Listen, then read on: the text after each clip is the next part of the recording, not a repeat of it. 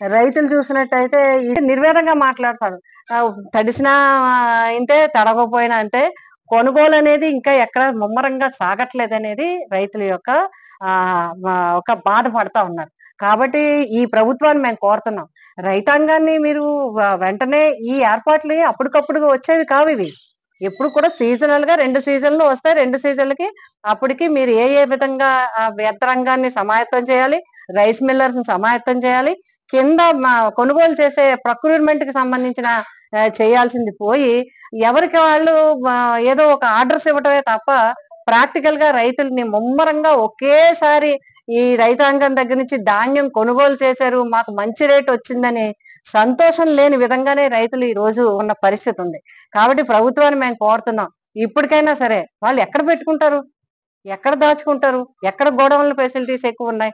ఎక్కడ ధాన్యాన్ని వాళ్ళు దాచుకోవాలి? రైతుకైనా దాచుకుంటే మళ్ళీ వెంటనే ఇంకో పంటకి పెట్టుబడి పెట్టుకోవాల్సిన పరిస్థితులున్నాయి.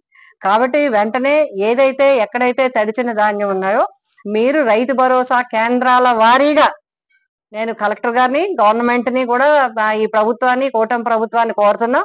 తక్షణం వెంటనే స్థానిక శాసనసభ్యులు గాని, సివిల్ సప్లై మంత్రి గారు గాని, డిప్యూటీ సీఎం గారు గాని వీళ్ళందరూ చర్యలు తీసుకొని రైతు భరోసా కేంద్రాల వారీగా ఎక్కడ ధాన్యం ఉందో అదంతా తక్షణం మంచి రేటుతో కొనుగోలు చేయాలి. 2 నిన్న కురిసిన వర్షాలు, భారీ వర్షం వల్ల, అకాల వర్షం వల్ల ఎవరైనా రైతాంగానికి నష్టం కలిగి ఉన్న రైతాంగాన్ని వెంటనే తక్షణం వారిని ఆదుకుని వారికి ఊరట కలిగించే విధంగా తగిన చర్యలు తీసుకోవాలని చెప్పి వైఎస్ఆర్సీపీ పార్టీ తరపున, మా రైతాంగం తరపున మేమందరం కూడా మరి ఈ ప్రభుత్వాన్ని కోరుతున్నాం. తక్షణం కలెక్టర్ గారిని కూడా కోరడం జరుగుతుంది. మీ రెవెన్యూ అధికారులందరికీ, అగ్రికల్చర్ అధికారులందరికీ తక్షణం మీరు ఆదేశాలు ఇచ్చి తడిచిన ధాన్యాన్ని వెంటనే కొనుగోలు చేసే విధంగా చర్యలు చేపట్టాలి.